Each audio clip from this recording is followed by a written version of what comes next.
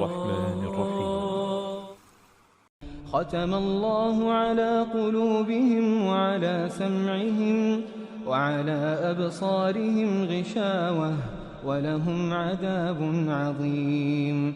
ومن الناس من يقول آمنا بالله وباليوم الآخر وما هم بمؤمنين يخادعون الله والذين آمنوا وما يخدعون إلا أنفسهم وما يشعرون. في قلوبهم مرض فزادهم الله مرضا ولهم عذاب أليم بما كانوا يكذبون.